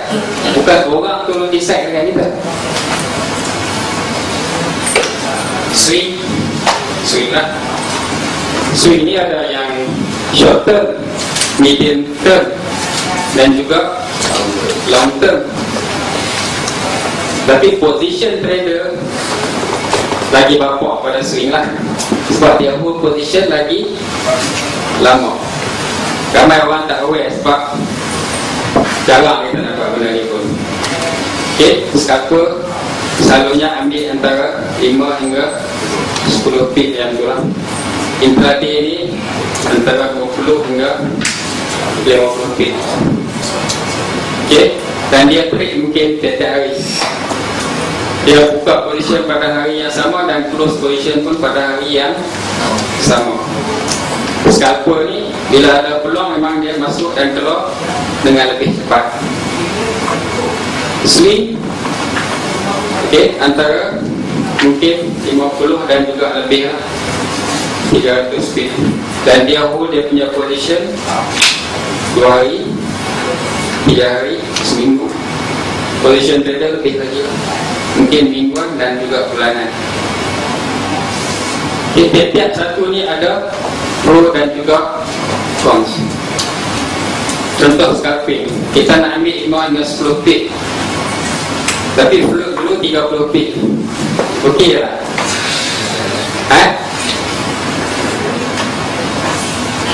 Nak kata tak okey pun tak boleh. Mungkin okey, jiwa dia macam tu. Macam Roma cakap tadi kan, nak swing kena jiwa yang kental. Kita perlu jiwa yang kental untuk swing. Bagi saya tak ada masalah untuk nak di-swing oleh broker. Saya tak ada masalah untuk nak hold position untuk jangka masa yang lama kalau negatif. Siapa lagi ada perasaan yang sama? Boleh simpan lama-lama kalau negatif. Tapi kalau profit, cepat-cepat lari. Kan? Jiwa kita cukup kental kalau negatif, boleh bertahan. Tapi kalau positif, cepat-cepat kita nak lari. So, adakah kita sesuai untuk jadi swing trader? Mungkin tak sesuai sebab tak kena dengan personality atau tak kena dengan kaedah kita. Kita nak swing, tapi klik time frame 5 minit dengan 15 minit. Boleh ke tak? Tak sesuai ke? Ataupun nak scalping ambil 5 dengan 10 pip tapi tengok time frame daily dengan weekly. Tak sesuai.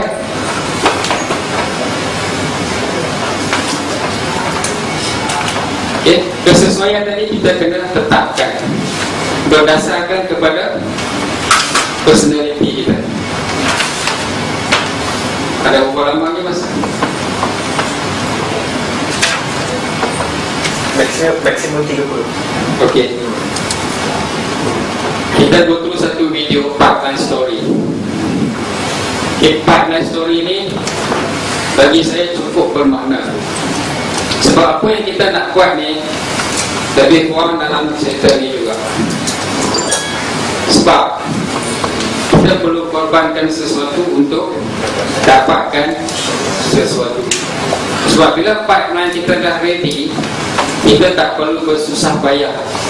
Kita buat benda yang sikit saja, tapi kita dapat pulangan yang kita nak. Jadi proses yang kita lalui ini sebenarnya kita nak build kita punya pipeline. Dan nak build kita punya pipeline ni ambil masa. Saya rasa semua dah dapat daripada Abang Umar. Ilmu ni yang kita rujuk kepada setup ataupun cara-cara entry tadi.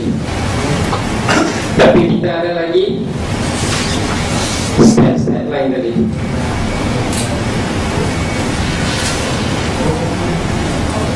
So kita nak gabungkan.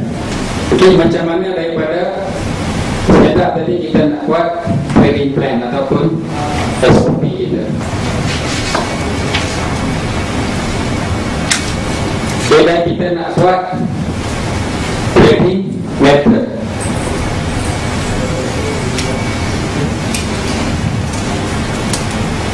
Ada misi slide. Okey.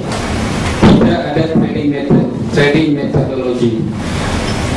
Okey, yang merangkumi trading method, trading system dan juga trading plan. Itu yang part yang paling besar yang kita nak sentuh besar.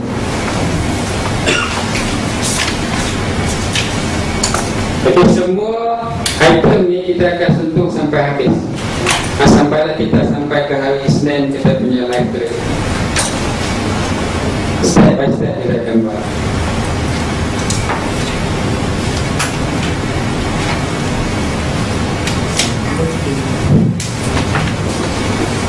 Okey, sekarang kita akan mulakan besok ni dengan pembelajaran. Kita nak kupas ambil setup yang kita belajar siang tadi dengan Umar. Kita nak pilih setup mana yang kita nak gunakan dalam trading. Bila kita dah pilih setup, kita nak tengok apa yang kita nak buat dengan setup tadi. Sebab benda ni perlukan step dan juga susunannya. Once kalau kamu dah faham dia punya proses flow, apa-apa teknik sekalipun lepas ni, kalau bukan BBMA, kalau ada teknik-teknik lain yang kita lebih faham, just gunakan step yang sama. Sebab kita perlu validate bahawa teknik yang kita nak gunakan tadi boleh memberikan kita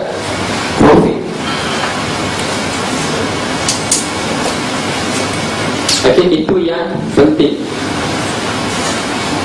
Sebab sistem ni boleh gabungkan dengan mana-mana teknik sekalipun. Tapi kita perlu faham step-step yang kita nak buat, apa yang kita perlu buat. Kalau kita buat back test, apa info yang kita perlu ambil. Berapa orang dekat sini yang biasa buat back test? Angkat tangan. Seorang, dua, tiga, empat. Yang lain tak pernah buat back test? Pernah? Okey. Yang lain tak pernah buat. Back test tu apa dia tahu tak? Back test tahu apa dia, tapi tak buat. Kenapa tak buat? Kenapa kita tak buat? Ada teknik. Tak ada teknik lagi, so tak boleh nak back test. Yang lain? Ya? Baru tahu hari ini. Okey, kenapa kita perlu buat back test? Mesti ada sebab kan? Sebab dalam proses kita kerja harian kita, tak kira lah kalau di office ke, atau dalam bisnes ke, kita perlu tanya diri kita dulu, satu-satu benda tadi yang kita buat tadi, apa tujuan kita buat? Kalau tak ada tujuan, tak perlu buat kan? Selalunya bila kita buat tadi ada sebab. So bila kita ada sebab nak buat satu-satu benda tadi, kita perlu tanya balik, ada tak cara yang lebih mudah untuk kita nak buat satu-satu tugasan tadi? Berapa orang dekat sini yang dah full time semata-mata mengharapkan income daripada trading? Just to be frank, berapa orang dekat sini? Seorang, dua. Okey, yang lain part time. Okey, yang dah full time, abang kita dengan adik kita tadi, semua dah prepare untuk jadi full time trader. Konsisten? Masih kurang lagi. Okey, dah berapa lama? 7 bulan. Okey, abang kita? Baru 3 bulan. Okey, tak ada masalah. Okey, kalau dah full time tak apa. Tapi bagi saya, bagi yang masih part time, sama ada yang masih bekerja ataupun yang ada bisnes sendiri, teruskan. Jangan buat full time lagi. Selepas kita lalui semua proses ni, kita revisit balik, perlu tak perlu full time. Sebab saya sendiri, walaupun saya full time, kadang-kadang seminggu saya trade 2 atau 3 kali saja. Saya tak trade banyak kali. Tapi kalau dulu buka-buka PC, memang kena ada post. Masuk post dulu baru buat analisis. Ada siapa yang biasa buat macam tu? Biasa buat kan? Masuk post dulu, lepas tu floating, baru check balik, oh salah lah, aku tak tengok time frame yang lebih besar, baru kita nak tengok. Biasa jadi kan? Saya bukan kata kayu, saya kata pengalaman saya sendiri. Dan saya rasa semua trader melalui jalan yang sama.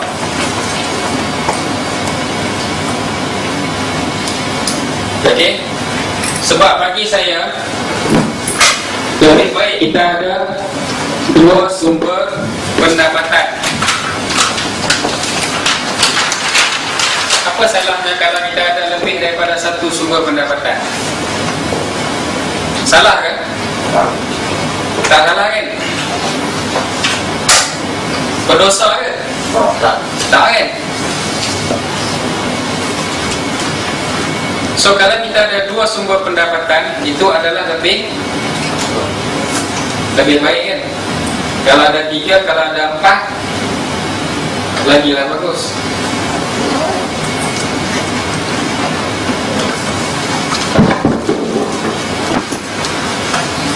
Pernah tengok Cash Flow Quadrant, Robert Kiyosaki. Pernah baca buku dia tak? Berapa orang yang pernah baca? Okey. Yang lain mungkin tak pernah baca, tapi pernah tengok tak Cash Flow Quadrant? Ada 4 quadrant kan? Yang first sekali apa dia? Kita jadi employee. Okey, maknanya kita makan gaji. Yang kedua apa dia? Self-employed, bekerja sendiri ataupun melakukan sesuatu tugasan tu dengan kudrat kita sendiri. Self-employed, tak kira lah apa-apa pekerjaan sekalipun. Yang ketiga adalah businessman. Okay, bila sebut bisnes, selalunya kita akan menggunakan orang lain untuk generate income untuk kita. Okay, yang keempat apa dia ni? Investor. Actually orang yang kaya-kaya, dia orang duduk dalam kategori ni, money makes money.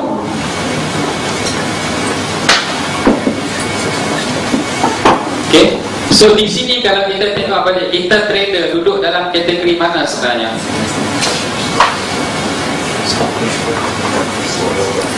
Kita trader duduk dalam kategori mana? Ya, investor. Berapa orang cakap investor kan? Kita tengok statistik, ada 24 orang. Berapa orang cakap investor kat tangan? 1, 2, 3, 4, 5, 6, 7, 8 orang cakap kita adalah investor. Berapa orang yang cakap trading adalah business? 1, 2, 3, 4. Berapa orang yang rasa trading adalah self-employed? 1, 2, 3, 4, 5, 6, 7, 8, 9, 10. Berapa orang yang rasa trading adalah kita ni employee? Ada tak? 2 orang. Mana ada 2 tu? Statistik tak cukup ni. Okey, seorang lagi misi. Kena sekolah ke apa? Okey, so 10 di sini 8, 4. So trading ni sebenarnya berada dalam kategori self-employed. Sebab kalau kita tak trade, kalau kita tak klik button buy atau sell, kita ada profit tak? Kita ada loss tak? Tak ada. That means kita adalah self-employed. Okay. Tapi bagi yang sedang bekerja dan dia jadi trader, mana kata dia ada income daripada sini, dia ada income daripada sini kan? Jadi dia ada dua sumber. Betul tak? Betul. So 2 sumber lebih baik daripada 1 lah. Tapi jangan jadi terbalik. Ambil yang dibubuh kat sini, lepas tu loss. Jangan buat macam tu. Okay, sekarang kita ada yang ni, kita ada di sini. Tapi sebenarnya dalam trading kita boleh ada ke empat-empatnya. Kita boleh ada ke empat-empatnya. Okay, kita boleh jadi investor. Besok kita akan sentuh sikit macam mana kita nak jadi ke empat-empatnya. Kita boleh jadi businessman. So nak 1 ke nak 4? 4 So lebih baik kita cari lebih sumber pendapatan daripada 1. Okay, kalau dah kita self-employed, macam mana kita boleh jadi makan gaji dengan trading. Tadi kita cakap makan gaji dengan kerjaan sekarang kan. Macam mana kita boleh makan gaji daripada trading? Ada cara tak? Ini yang saya kata perlu kreativiti. So kita boleh dapat daripada keempat sektor ni sebenarnya.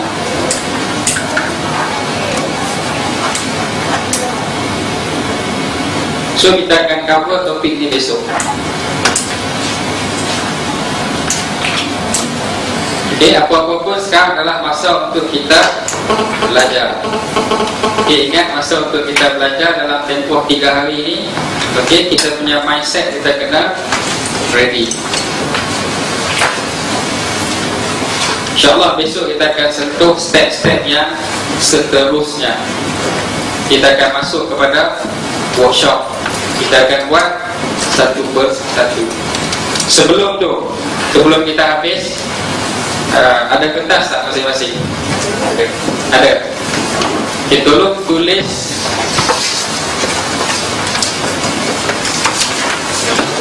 dekat kertas masing-masing.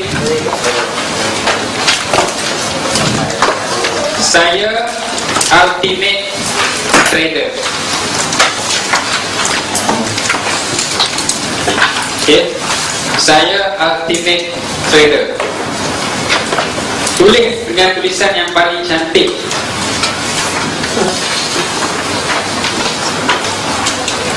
Tulis dengan tulisan yang paling cantik.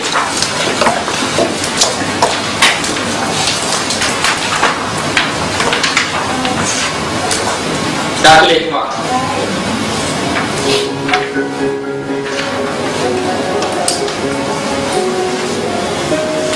Okey, yang dah tulis sekarang buka tangan. Kalau tulis tadi dengan tangan kanan, sekarang gunakan tangan kiri, tulis perkataan yang sama. Kalau tadi guna tangan kiri, sekarang guna tangan kanan, tulis perkataan yang sama.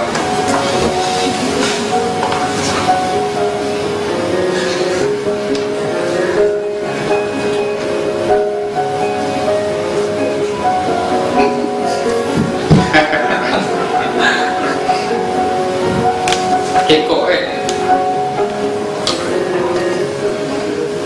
Hasilnya pula macam mana? Kurang elok lah. It's okay, tak apa, tak ada masalah. Tapi masih boleh dibaca kan? Okay.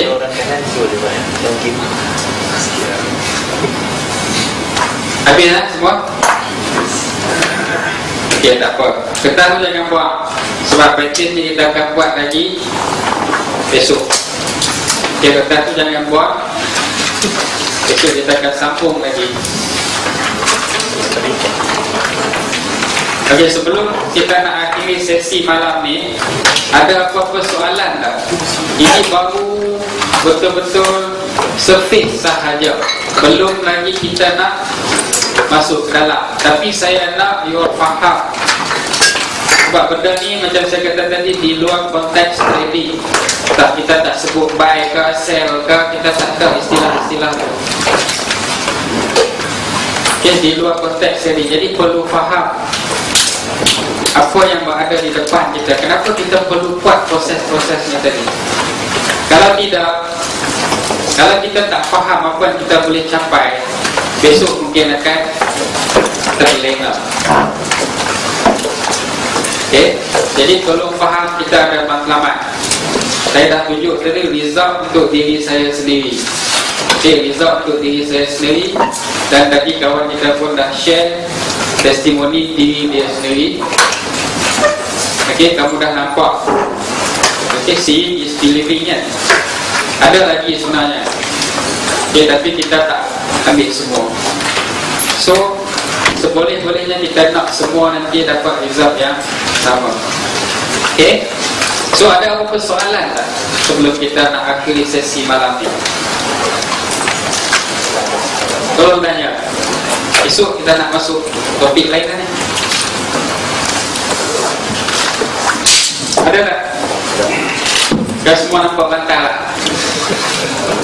Yang deposit tu semua dari profit atau Mana? Saya punya account 300 tu daripada profit lah. Yang lain tu deposit. Jadi itu bukan semua account lah. Saya tunjuk mana yang terbaru je lah. Okay. Tapi yang last one tu bukan saya punya personal, itu saya punya firm. Sebab macam saya cakap tadi, saya adalah salah seorang fund manager untuk company punya firm. Bukan duit saya itu lah. Tak ni salah faham pula. Okay, cuma saya nak tunjuk result daripada sistem tadi. Okay, ada soalan lain tak? Ada lagi account yang 10k apa semua, saya tunjuk mana yang perlu saja. Okay, insyaAllah esok kita akan cover macam mana cara nak dapatkan statistik dari itu. So maknanya kita tak digalakkan nak masuk deposit yang besar untuk kita punya. Okey, untuk permulaan sebenarnya ini pun kita akan sentuh besok.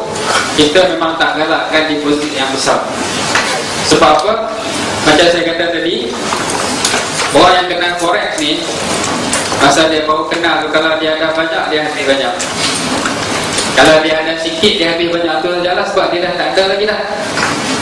Okey, jadi kita tak nak gunakan amount yang besar. Kalau kita tak boleh grow account yang kecil, macam mana kita nak boleh buat dengan account yang besar? Sebab kita nak duplicate sistem sebenarnya. Sistem yang sama kita nak guna di account yang lebih besar. Kalau dia tak, result dia tak okey di account yang kecil, macam mana dia nak okey di account yang besar?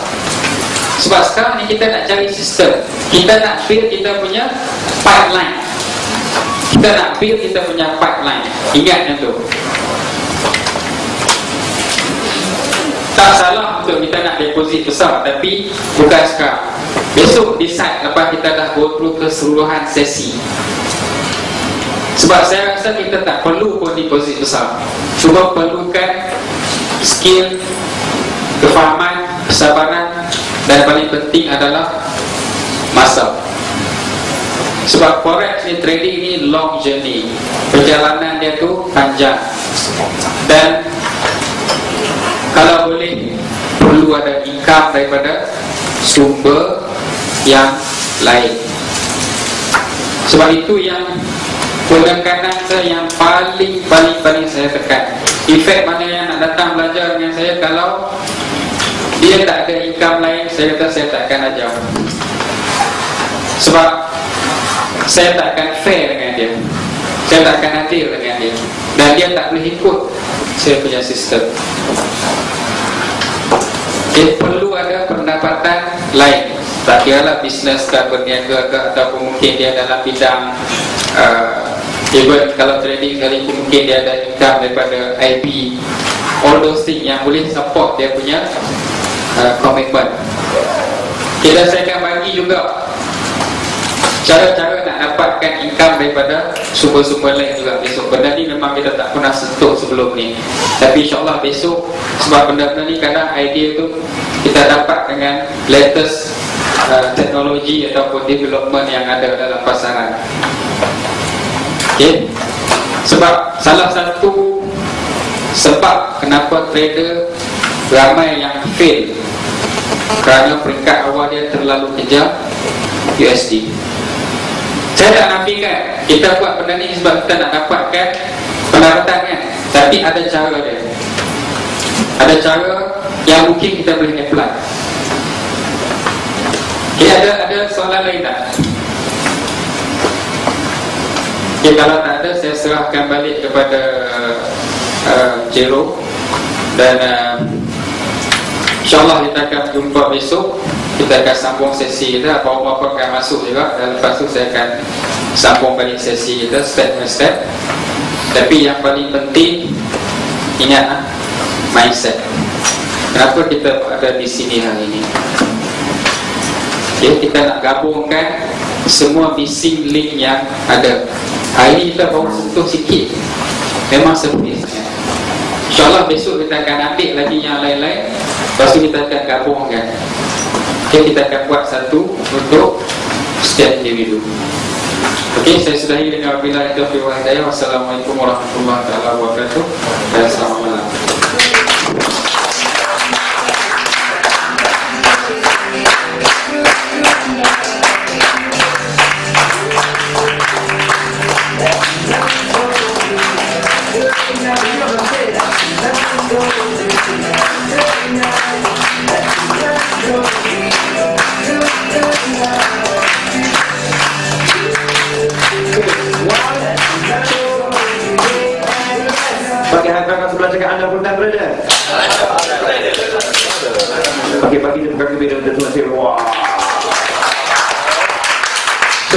masih ada lagi di sini dan masih lagi steady. Dan inilah pasal ini antara passion apa tu semua orang untuk jadi content trader dan sebagainya. Dan passion saya untuk bantu seramai mungkin lagi saya hidup. Itu adalah antara sebab kenapa kita terus buat. So passion kita adalah kerana kita ada sebab masing-masing. Ada big why. Big apa? Big why. Sebab ada kerana kita buat kerana isteri kita, mungkin kerana kita buat kerana anak kita, mungkin kerana kita buat dulu kita terlampau susah hidup, tapi kita rasa kita patut bantu orang lain apabila kita dah capai sesuatu. Beberapa yang faham say yes? Yes. Okay, so sekarang ni sistem BBND pagi tadi kita dah belajar detail. Dan esok kita sambung lagi sebenarnya. In fact kita akan sambung lagi dengan Abang Omar. Dan pada sama juga kita akan yang semua yang belajar juga akan start juga esok dan sampai ke malam. Satu-satu kita akan buat praktikal secara berkumpulan. Beberapa yang faham say yes? Yes. Bagi hantar orang sebelah cakap ada content trader. Okey, so apa yang saya nak jelaskan adalah esok kita akan start pukul 9. Macam pagi tadi saya maklum kan, pukul 9 pagi. Pukul apa? Pukul 9. So kita minta apa tu yang sediakan makanan tu awal sikit. So dalam pukul 8.30 ni boleh start kan. Pukul 9 kita akan start. Lepas tu apa tu kita awal pagi-pagi tu saya akan ambil dulu. Lepas tu kemudian Abang Omar boleh Iwan untuk terus beberapa yang dah sedia esok say yes. Yes. Okey, semua bangun bagi tepukan dengan bila saya wah.